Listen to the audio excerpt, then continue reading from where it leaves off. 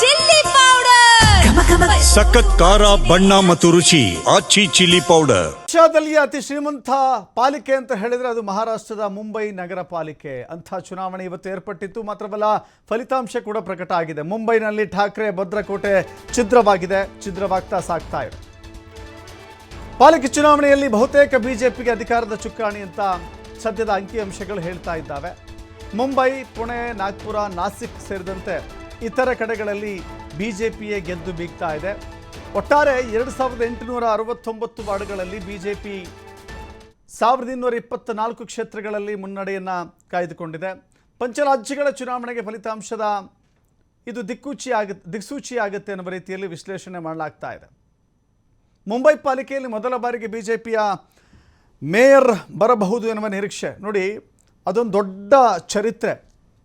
ಮುಂಬೈ ಮಹಾನಗರ ಪಾಲಿಕೆಯ ಚರಿತ್ರೆಯಲ್ಲಿ ಠಾಕ್ರೆ ಅತ್ಯಂತ ಬಿಗಿ ಹಿಡಿತವನ್ನು ಹೊಂದಿದ್ದರು. 25 ವರ್ಷಗಳ ನಿರಂತರವಾದಂಥ ಆಡಳಿತ ಕೊಟ್ಟಂಥ ಶಿವಸೇನೆ ಇಬ್ಬಾಗವಾದ ನಂತರದಲ್ಲಿ ತನ್ನ ಶಕ್ತಿ ಎಷ್ಟರ ಮಟ್ಟಿಗೆ ಕುಂದಿ ಹೋಗಿದೆ ಅನ್ನೋದನ್ನು ಅರ್ಥ ಮಾಡಿಕೊಳ್ಳುವಂಥ ಸಂದರ್ಭ ಇದು.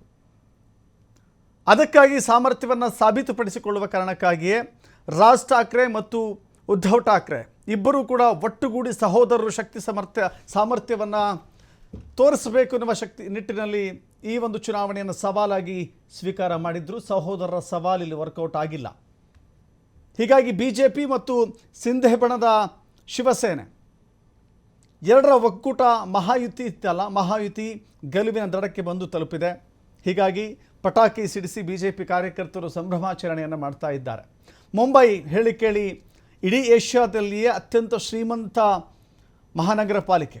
74,000 ಕೋಟಿ ಬಜೆಟ್ ಮಂಡನೆ ಮಾಡುವಂಥ ಪಾಲಿಕೆ ಅದು. ಸೊ ಹೀಗಾಗಿ ಅಂಥ ದೊಡ್ಡ ಪಾಲಿಕೆಯ ಚುನಾವಣೆಯ ಫಲಿತಾಂಶ, ಆ ಚುನಾವಣೆಯಲ್ಲಿ ಗೆದ್ದು ಬೀಗುವಂಥ ಪಕ್ಷ ಖಂಡಿತವಾಗೂ ಈ ಫಲಿತಾಂಶ ದಿಕ್ಸೂಚಿಯಾಗುತ್ತೆ ಮುಂಬರುವ ಪಂಚರಾಜ್ಯಗಳ ಚುನಾವಣೆಯ ಮೇಲೆ ಅಂತ ಹೇಳಿ.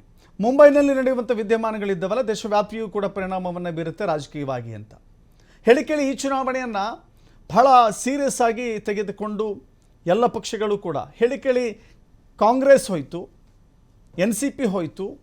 ಕಾಂಗ್ರೆಸ್ ಮತ್ತು NCP ಅತ್ಯಂತ ಕಳಪೆ ಮಟ್ಟದ ಸಾಧನೆಯನ್ನು ತೋರಿಸಿದೆ ಈ ಚುನಾವಣೆಯಲ್ಲಿ. ಬಟ್ ಬಿಜೆಪಿ ತನ್ನ ಶಕ್ತಿ ಸಾಮರ್ಥ್ಯವನ್ನು ನಗರ ಪಾಲಿಕೆಯಲ್ಲೂ ಕೂಡ ವಿಸ್ತರಿಸುವ ಮೂಲಕ ಮತ್ತಷ್ಟು ಶಕ್ತಿಯನ್ನು ವೃದ್ಧಿಸಿಕೊಂಡಿದೆ ಈ ಚುನಾವಣೆಯಲ್ಲಿ. ಆರೋಪಗಳಿದ್ದಾವೆ, ಪ್ರತ್ಯಾರೋಪಗಳಿದ್ದಾವೆ. ಆರೋಪ ಪ್ರತ್ಯಾರೋಪದ ಹೊರತಾಗಿಯೂ ಕೂಡ ಫಲಿತಾಂಶವನ್ನೇ ಇಲ್ಲಿ ಜನ ಗಮನಿಸ್ತಾರೆ. ನಿನ್ನೆ ನಡೆದಿರುವಂಥ ಮತದಾನದಲ್ಲಿ ರಾಜ್ ಠಾಕ್ರೆ ನೇರವಾಗಿ ಆರೋಪವನ್ನು ಮಾಡಿದರು. ಶಾಹಿ ಬಳಸ್ತಾ ಇಲ್ಲ, ಬದಲಾಗಿ ಮಾರ್ಕರ್ ಬಳಸ್ತಾ ಇದ್ದಾರೆ. ನೇಲ್ ಪಾಲಿಶ್ ರಿಮೂವರ್ ಹಾಕಿದ್ರೆ ಆ ಶಾಯಿ ಅಥವಾ ಮಾರ್ಕರ್ನ ಗುರುತು ಹೋಗುತ್ತೆ, ಅಕ್ರಮ ಮತದಾನ ಮಾಡಲಿಕ್ಕೆ ಅವಕಾಶ ಇರುತ್ತೆ ಅಂಥೇಳಿ ರಾಜ್ ಠಾಕ್ರೆ ಆರೋಪವನ್ನು ಮಾಡಿದರು. ಆದರೂ ಕೂಡ ಚುನಾವಣೆ ಆಯೋಗ ಅದನ್ನು ಸೀರಿಯಸ್ ಆಗಿ ಪರಿಗಣಿಸಲಿಲ್ಲ. ದೇವೇಂದ್ರ ಫಡ್ನವೀಸ್ ಅಲ್ಲಿನ ಮುಖ್ಯಮಂತ್ರಿ ಕೂಡ ಅದನ್ನು ನಿರಾಕರಿಸಿದರು. ನನ್ನ ಕೈಲೂ ಕೂಡ ಮಾರ್ಕರ್ನ ಗುರುತಿದೆ, ಹಾಗಂತ ಅಳಿಸಿ ಹೋಗುತ್ತಾ ನೋಡಿ ಅಂತ ಹೇಳಿ ಮಾಧ್ಯಮಗಳ ಮುಂದೆ ಉಜ್ಜಿ ತೋರಿಸಿದ್ರು. ಅದೇನೇ ಇರಲಿ, ಅಷ್ಟು ಕ್ಷೇತ್ರಗಳಲ್ಲಿ ಹೇಳಿ ಕೇಳಿ ಮುಂಬೈ ಅತ್ಯಂತ ಪ್ರಮುಖವಾದಂಥ ನಗರ. ಪುಣೆ, ನಾಸಿಕ್, ನಾಗ್ಪುರದಲ್ಲೂ ಕೂಡ ಹೇಳಿ ಕೇಳಿ ನಾಗ್ಪುರ RSSನ ಹೆಡ್ ಕ್ವಾರ್ಟರ್.